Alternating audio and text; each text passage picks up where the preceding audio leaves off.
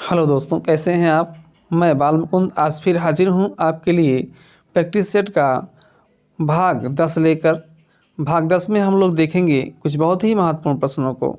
तो आइए आगे बढ़ते हैं और देखते हैं पहले प्रश्न को। पहला जो क्वेश्चन है वो है मियाँ जी की दाढ़ी ताबीज़ों में ख़त्म हो जाना। ये आपका एक मुहावरा है और इस मुहावरे का अर्थ आपको बताना है। मुहावरा, लोकोक्ति, पर्यायवाची, विलोम शब्द, ये सब ऐसे फैक्ट हैं जो किसी भी परीक्षा में ज़रूर आते हैं। और मुहावरा भी ऐसा आता है जो थोड़ा सा आपको परेशान कर सके आज के आधुनिक युग में, आधुनिक परीक्षाओं में। तो देखना है हमको एक मुहावरा जो कि बहुत ही महत्वपूर्ण है। मुहावरा है मियाँ जी की दाढ़ी ताबीज़ों में ख़त्म हो जाना। मुहावरे का क्या अर्थ होता है, इसको हमें देखना है। तो आइए देखते हैं। ऑप्शन ए है परोपकारी की हानि होती है। ऑप्शन बी है अपना काम करने के बाद अन्य लोगों की भलाई की बात सोचनी चाहिए। ऑप्शन सी है किसी वस्तु का दूसरों द्वारा देखने में समाप्त हो जाना। ऑप्शन डी है दाढ़ी वाले लोग सहज ही ठग लिए जाते हैं। ये 4 ऑप्शन हैं और इसमें से आपको एक ऑप्शन सही करना है। तो मियाँ जी की दाढ़ी ताबीज़ों में ख़त्म हो जाना, अर्थात इसका जो सही ऑप्शन होगा वो ऑप्शन सी होगा, किसी वस्तु का दूसरों द्वारा देखने में समाप्त हो जाना। चलिए, अब यहाँ मियाँ जी की दाढ़ी ताबीज़ों में ख़त्म, इसका मतलब मुहावरों से हमेशा भावार्थ लगाया जाता है, कभी सीधा अर्थ नहीं लगाया जाता है। जैसे मियाँ जी हैं, ताबीज़ बना रहे हैं तो लोग जा रहे हैं, ताबीज़ बनाते बनाते उनकी उम्र समाप्त हो जाती है और उनकी दाढ़ी भी ख़त्म हो जाती है। अर्थात लोगों के देखते देखते उनकी दाढ़ी का समाप्त हो जाना, अर्थात किसी वस्तु को दूसरों द्वारा देखने में समाप्त हो जाने से अर्थ लगाया जाता है। कभी कभी मित्रों किसी क्वेश्चन का सटीक ऑप्शन जब हमको नहीं आता है तो उसके लिए हमको चाहिए कि हम 3 गलत ऑप्शन को चुनें। 3 गलत ऑप्शन जो साबित हो जाते हैं तो एक जो बचता है वही हमारा सही होता है। ऐसे इस आइडिया का हमको सहारा लेना पड़ता है। जैसे परोपकारी की हानि होती है तो इसका कोई संबंध मियाँ जी की दाढ़ी ताबीज़ों में ख़त्म हो जाने से नहीं है। अपना काम करने के बाद अन्य लोगों की भलाई की बात सोचनी चाहिए, इसका भी कोई संबंध नहीं लग रहा है। या फिर दाढ़ी वाले लोग सहज ठग लिए जाते हैं, इसका भी मियाँ जी की दाढ़ी ताबीज़ों में ख़त्म हो जाने से कोई भी संबंध स्थापित नहीं हो रहा है। तो एक ही ऑप्शन आपका बच रहा है, ऑप्शन सी, किसी वस्तु का दूसरों द्वारा देखने में समाप्त हो जाना। इस प्रकार आपका ऑप्शन सी सही होगा, किसी वस्तु का दूसरों द्वारा देखने में समाप्त हो जाना। चलिए आगे बढ़ते हैं, देखते हैं दूसरे क्वेश्चन को कि दूसरे क्वेश्चन में क्या पूछा गया है। चलिए, तो दूसरा क्वेश्चन बहुत ही इंपॉर्टेंट क्वेश्चन आ गया है। क्वेश्चन में पूछा गया है कि विद्यापति की पदावली किस भाषा में रचित है। यहाँ एक रचना है पदावली जो बहुत ही फेमस है, बहुत ही इम्पोर्टेंट है और इसके रचनाकार विद्यापति हैं। विद्यापति की एक रचना है पदावली और पूछा गया ये किस भाषा में लिखी गई है। यहाँ पर आप बहुत ही इम्पोर्टेंट 2 बात पहले जान लीजिए। एक बात, विद्यापति को मैथिल कोकिल कहा जाता है। जी हाँ, विद्यापति को मैथिल कोकिल कहा जाता है। क्यों कहा जाता है? कई बार ये क्वेश्चन पूछा गया है कि किस कवि को, हिंदी के किस कवि को मैथिल कोकिल के नाम से जाना जाता है, क्यों कहा गया।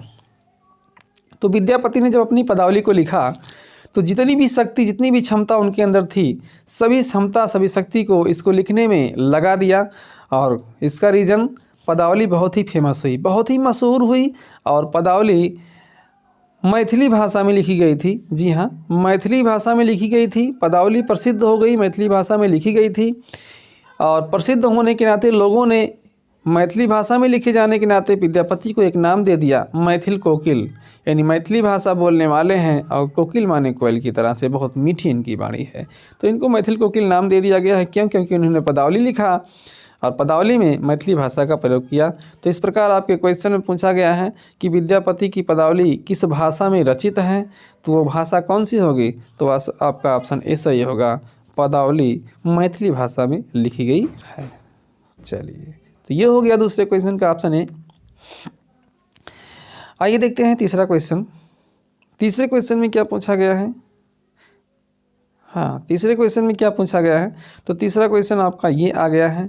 तीसरे क्वेश्चन में है पीपर पात सरिसमंडोला, एक वाक्य दिया गया है, पीपर पात सरिसमंडोला में कौन सा अलंकार है, अलंकार पूछा गया है। तो देखिए उपमा अलंकार, अन्योक्ति अलंकार, अनुप्रास अलंकार, रूपक अलंकार, चार अलंकार दिया गया है। तो पीपर पात पीपल के पत्ते के समान मंडोला मंडोलता है, यहाँ तुलना की गई है पीपल के पत्ते से मन की, तो यहाँ पर आपका उपमा अलंकार होगा। साथ ही साथ यहाँ पर दो तीन बात और आपको जाननी है कि उपमा अलंकार एक ऐसा अलंकार है जो परोक्ष रूप से अप्रत्यक्ष रूप से जितने भी अर्थालंकार है अक्सर प्रायः सभी अलंकारों में इसका कार्य लगता है, ये होता है कहीं ना कहीं से। तो यहाँ पर हमको जो है थोड़ा सा ध्यान से देखना होगा उपमा अलंकार को। उपमा अलंकार वहाँ होता है जहाँ दो वस्तुओं में समानता होने के नाते आपस में तुलना कर दी जाती है।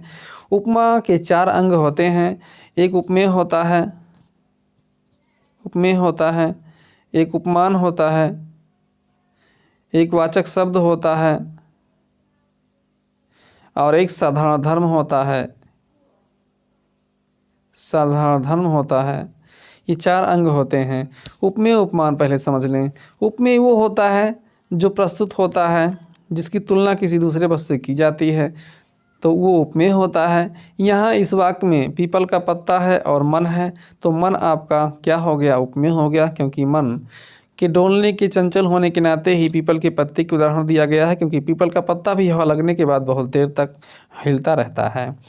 और इस प्रकार जब मन उपमेय हो गया, पीपल का पत्ता उपमान हो गया। सरिस क्या है, ये वाचक शब्द है, और डोला क्या है, ये साधारण धर्म है, क्योंकि मन भी डोलता है और पीपल का पत्ता भी डोलता है। उपमेय उपमान दोनों में जो गुण समान रूप से पाया जाता है उसी को साधारण धर्म कहा जाता है। तो ये चार अंग होते हैं, आप जरूर याद रखिएगा। हाँ, इसमें से कोई अगर अंग किसी उदाहरण में नहीं रहता है तो वहाँ लुप्तोपमा अलंकार होता है। जैसे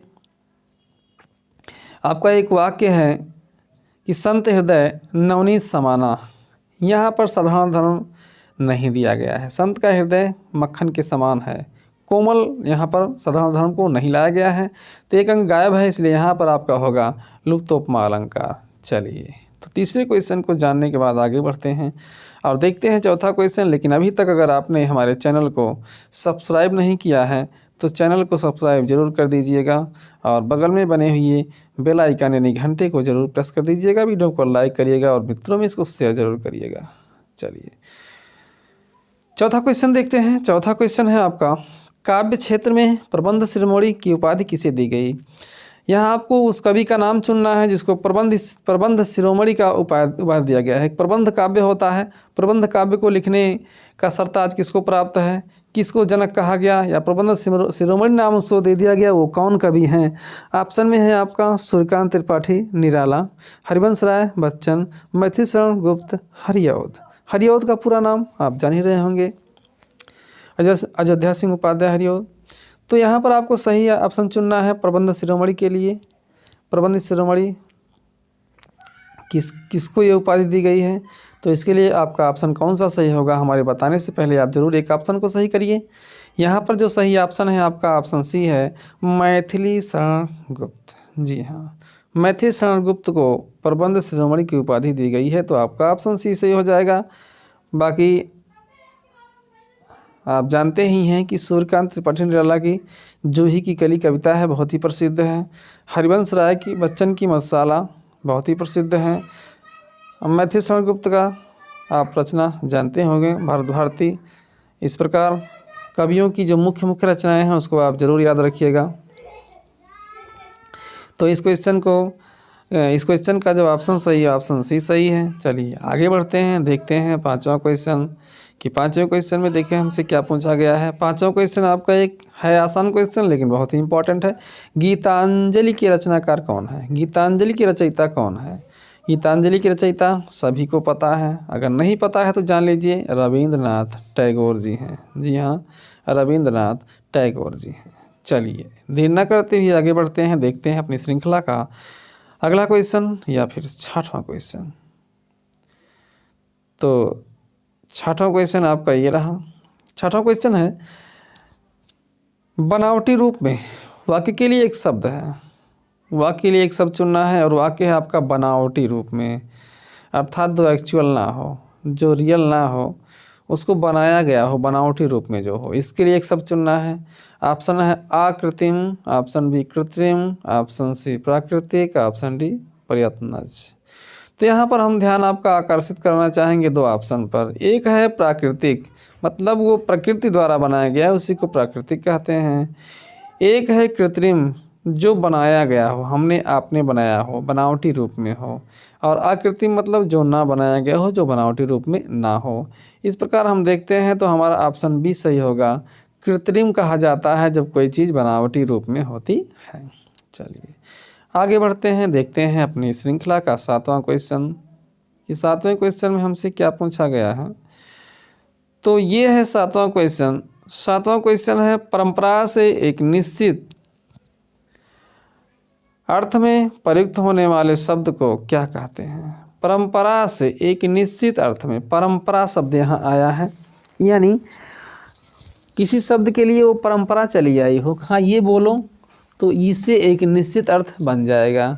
जैसे यदि हम बोल दें पंकज, तो इसका मतलब आप कमल समझ लेंगे, क्योंकि इसका अर्थ होता है पंख यानी कीचड़ में, जा माने जन्मा अर्थात कमल, यानी परंपरा है पंकज को, कमल को पंकज कहते हैं। दशानन, दस है मुख जिसके, यानी रावण। परंपरा है कि दशानन कहने का मतलब ही होता है रावण। अर्थात हमारे समझ में ये बात आ रही है कि जैसे हमने बहुब्रीहि समास पढ़ा था कि कोई शब्द हो जो तीसरे अर्थ की ओर संकेत करता हो, वहाँ बहुब्रीहि समास होता है, ऐसा ही शब्द कुछ हमको मिल रहा है। तो जो तीसरे अर्थ की ओर संकेत करता है उसको क्या कहते हैं, आइए थोड़ा सा समझते हैं। पहले देखते हैं रूढ़ शब्द को। रूढ़ शब्द क्या होता है, जो आपका ऑप्शन बी है, ऑप्शन बी है रूढ़ शब्द।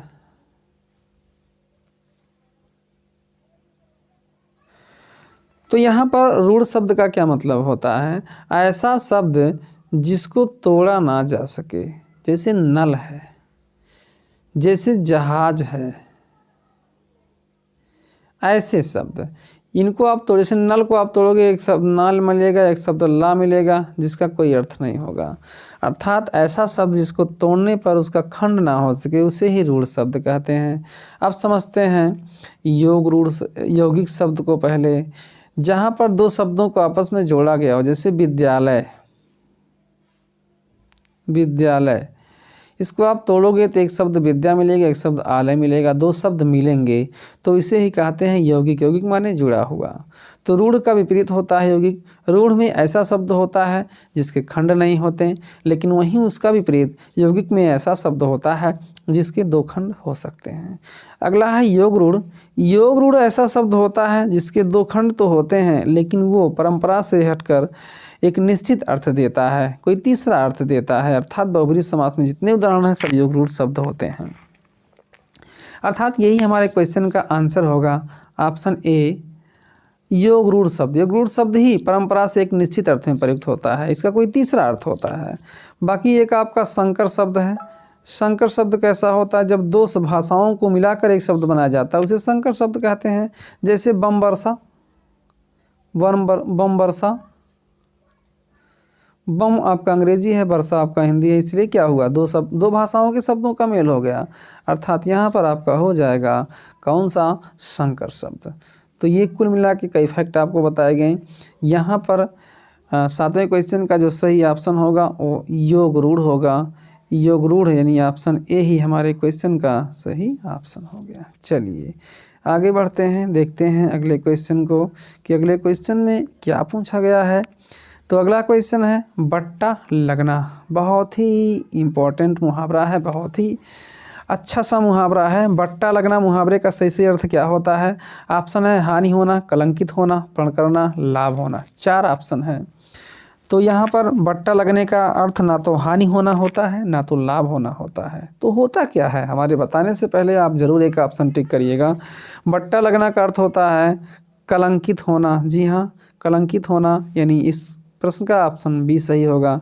बट्टा लगना का सही अर्थ होता है कलंकित होना, बी ऑप्शन सही है। आइए आगे बढ़ते हैं। 9वां क्वेश्चन है नील देवी की रचनाकार कौन है। एक रचना है नील देवी, बहुत ही इम्पोर्टेंट रचना है। इसके रचनाकार कौन है। तो इसके रचनाकार वही हैं जो हिंदी गद्य साहित्य के पिता हैं, और वो हैं आपके भारतेंदु हरिश्चंद्र। इनके नाम पे एक भारतेंदु युग है जिसको आपने पढ़ा होगा। और हिंदी की जितनी भी विधाएं हैं प्रायः सभी विधाओं का सूत्रपात भारतेंदु युग से ही माना जाता है। तो भारतेंदु युग को हिंदी जगत का पिता माना जाता है, इसको आप कभी मत भूलिएगा। नील देवी के रचनाकार कौन है? तो भारतेंदु हरिश्चंद्र हैं। 9वें क्वेश्चन का ऑप्शन ए सही होगा, भारतेंदु हरिश्चंद्र। आइए अंतिम क्वेश्चन की तरफ रुख करते हैं। और इस क्वेश्चन में हमको मिल रहा है कि हिंदी में किस रस को रसराज के नाम से जाना जाता है। ये भी क्वेश्चन आपका बहुत ही अच्छा है। हिंदी में किस रस को, 9 रस हैं, 9 रसों में से किस रस को रसराज के नाम से माना जाता है, इसको आप ज़रूर टिक करेंगे कि किसे रसराज कहा जाता है। तो श्रृंगार रस ही आपका एक ऐसा रस है जिसे रसराज के नाम से जाना जाता है। श्रृंगार रस के 2 भेद होते हैं, एक संयोग श्रृंगार होता है, एक वियोग श्रृंगार होता है। जहाँ प्रेमी प्रेमिका के मिलन का वर्णन हो वहाँ संयोग श्रृंगार होता है, और जहाँ इनके वियोग का वर्णन हो, विरह का वर्णन हो, वहाँ वियोग श्रृंगार रस होता है। वीर रस कहाँ होता है? जहाँ किसी की वीरता का वर्णन हो, अस्थायी भाव इसका उत्साह होता है। श्रृंगार रस का स्थायी भाव रति होता है। करुण रस है, भयानक रस है। सभी को आपने ज़रूर पढ़ा होगा, नहीं पढ़ा है तो ज़रूर पढ़िएगा। तो इस प्रकार हमने इस श्रृंखला में देखा 10 प्रश्नों को जो कि बहुत ही महत्वपूर्ण थे। आगे भी हम प्रत्येक दिन आपके लिए एक प्रश्नोत्तरी श्रृंखला लेकर के आते रहेंगे जिसमें 10 बहुत ही महत्वपूर्ण चुने चुनाए प्रश्न आपके लिए लाएंगे हम। इससे आपको विशेष खास करके लाभ मिल सके। खासतौर से यूपी टेट या फिर सुपर टेट के या फिर सी टेट के विद्यार्थियों के लिए है कि हमारी श्रृंखला को अगर परीक्षा तक देखते हैं तो उनके सामने इतने ऐसे ढेर सारे क्वेश्चन आ जाएंगे जिनमें से कुछ ना कुछ क्वेश्चन ज़रूर परीक्षा मिल जाएंगे। अगर वे क्वेश्चन नहीं मिलते हैं तो उस टाइप का, उस प्रकार का क्वेश्चन परीक्षा में उनको ज़रूर मिलेगा। तो कभी भी मत मिस करिएगा, डेली हमारे इस प्रश्नोत्तरी श्रृंखला के सेट को ज़रूर देखिएगा। तो विदा लेता हूँ मैं बाल मुकुंद आज के इस वीडियो से। जय हिंद।